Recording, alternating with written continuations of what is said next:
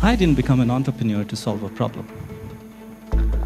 I became an entrepreneur to express myself. Whatever you do in your life, make sure you find your expression.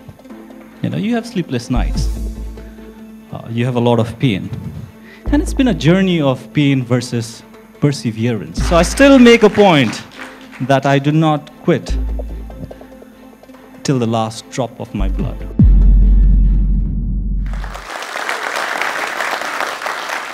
My father was an outrageous person. He named me Sixit. Now imagine having to live with this name, which means educated. During every exams that you flunk, and your name would just come back at you from everywhere. It's pretty much like someone naming his or her child Arnold Schwarzenegger.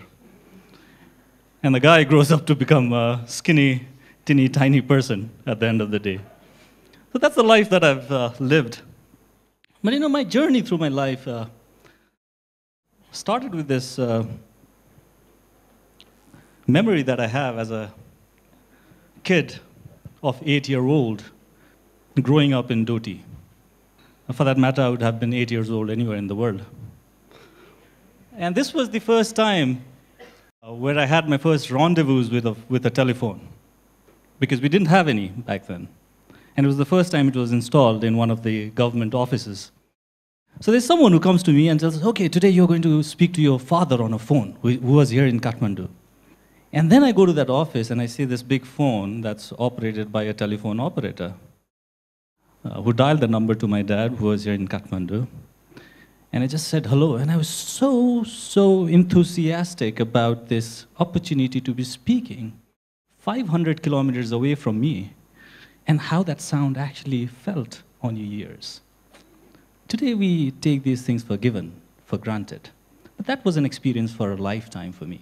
I put the phone down immediately and ran down to my family and friends just to tell them what that experience of speaking over the phone was. 15 years down the line, I was working as an engineer in one of the most sophisticated telecom systems in the world, the most modern.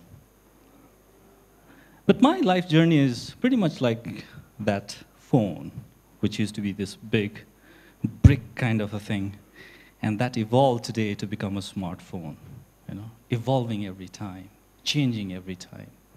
So I had become an engineer. And I thoroughly enjoyed working as an engineer at the first private telecom company in Nepal. It was a startup telecom company, and I was working with a lot of colleagues, and I was really excited to be putting up something new, something for the very first time in Nepal, trying to help people connect with one another. And I felt that I was able to express myself as an engineer through my work, through whatever I did. But as the company grew, it had certain structures. It had many people coming in. And when the company becomes bigger and larger, you have very less opportunity to be as expressive as you could. So I moved on to a bank where I had this new opportunity again to work on this mobile payment system for the very first time. And since it was the very first time that it was happening, I was again able to express myself through my work. But again, even a telecom company and a bank is again bureaucratic. I felt that there was a restriction in my ability to express myself.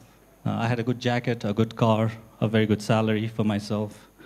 My phone bills were paid. All that I had to do was stay in a room, big size, with a good functioning AC. You could call someone over a button, and all that you had to do was pretend to be typing in front of a computer. And I decided to move on. And once I moved on, my journey into entrepreneurship started. Now, people often ask me, why did you become an entrepreneur? What is the problem you wanted to solve? Of course, I could just go back into the hindsight and a retrospective. I could say, okay, I wanted to solve this transportation problem. I wanted to do this. But honestly, I didn't become an entrepreneur to solve a problem. I became an entrepreneur to express myself. I think entrepreneurship is a way to express yourself. It's pretty much like art, music, dance, painting, doing poetry, for that matter. It's just a way to express yourself. Maybe at the age of 32, it was too late for the dance moves, even though I tried a salsa move, until I threw a friend of mine in the floor, right on her face. But I think it was a way to express myself. So, whatever you do in your life, make sure you find your expression. Expressing yourself is the most important thing, and that's what I did. So my journey into entrepreneurship didn't start with Tootle, of course. It started with a lot of setbacks and failures into some other projects that we were doing. And it so happened that while I was working on the other project that didn't work, most of my team members had left. Along with my team, we had our back against the wall. The earthquake had just happened. And we were pretty bored. And out of boredom, we said, let's try to do something cool. And that something cool was trying to triangulate a Saja bus from a feature phone. Right? And we felt that this app could go viral, and people could actually time their run to their bus stops by using their app, which didn't work. So we said, okay, let's try to build it up to a full-blown ride-sharing platform. And we worked for over 9 months to come up with this app and technology before we launched in 2017. And that was the birth of Tootle. That's how it was born. But you know, what is Tootle for you? And what is Tootle for us? We, in Nepal, we exist in an environment of frugality.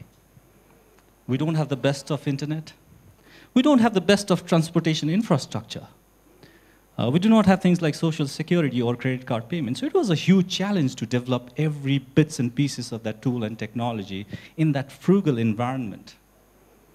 And if you just walk down 500 meters from here, you would find a person struggling to find their cab or any kind of a public transportation to go somewhere. And that difficulty is actually much more highlighted. It's much more bigger to people of minorities, people who are vulnerable, people who are visually impaired, people who live with disabilities, people like women, and everyone who does not own their own transportation or mobility.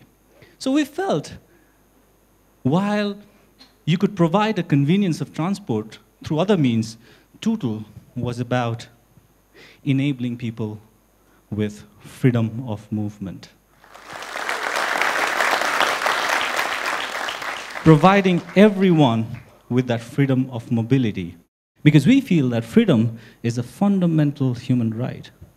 And freedom is a state of your mind. But that's just one part of the story. Because if you were to go to the airport right now, you'd find hundreds of thousands of our brothers and sisters who are queuing up to go to Middle East or Malaysia. And every day there are 5 to 8 caskets that return back home.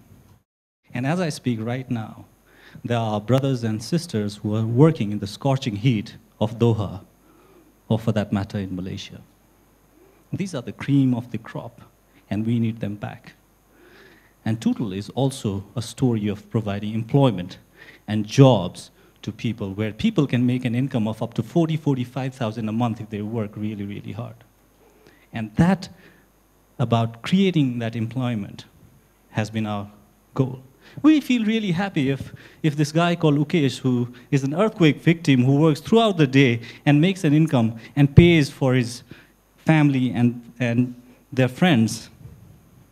We're very happy when this woman from Sindhu Palchok, who works during the day, full-time at an office, but works part-time with Tootle after that, with a dream of having her younger brother to become an IT officer.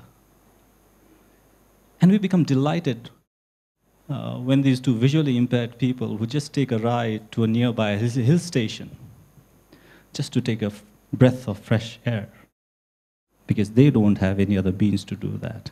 Because we provide this point-to-point mobility point-to-point services to everyone. And that's an effort, and that's the dream, and that's the vision that we have. But this journey of Tootle didn't come easy. You know, I became an entrepreneur at an age, not like, I was not as young as you. I became at an age where my beard consumes more shampoo than my hair. And with a family, it's really, really hard. You know, you have sleepless nights. You have a lot of pain. And it's been a journey of pain versus perseverance. It's been a journey with a lot of sleepless nights. Taking care of people who believe in your vision and not to let them down. And not to let each and every one of our customers and people who use Tootle every day, it's been their company. And to live up to their dream and to live up to their aspirations with our brand has been very, very challenging. But you know, the story that I share oftentimes is about my own personal evolution. Like that big phone that became a smaller smartphone, I also was a big person, 96-kilo individual, who relatively is a little smaller and hopefully a little smarter today. And I changed that because I started working out, and I have a story from the treadmill where I used to run. The very first time I was on a treadmill, I couldn't even walk for 5 minutes. I used to have heavy breath. My heart would start pounding. And you know what I used to do? I used to just count it down to 20 minutes, even if I had to run for 45 minutes. Because when you count it down, you have 19 minutes left, 15 minutes left, 12 minutes, and 10 minutes. That's how I used to train my mind, thinking that you have lesser minutes to go. And when you count forward, after that, you tell your mind that you've already completed 20 minutes. And you set a target of 30 minutes. After 30 minutes, you set a target of 35 minutes.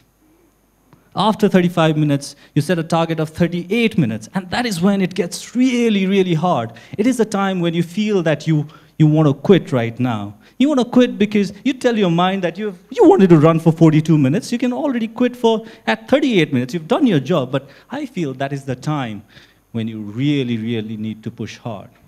You get to 40 minutes. You push harder. You get to 42 minutes. You can't bear that pain.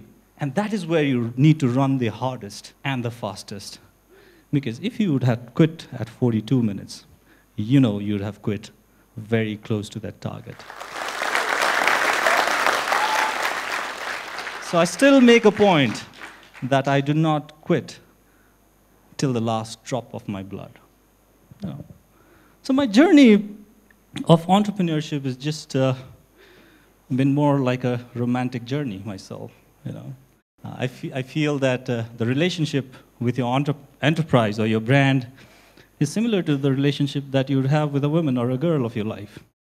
There are times when you feel pain and setback, and there are times where you feel small, small successes. So when I was your age, I was in Kathmandu University in Dhulikhel doing my engineering.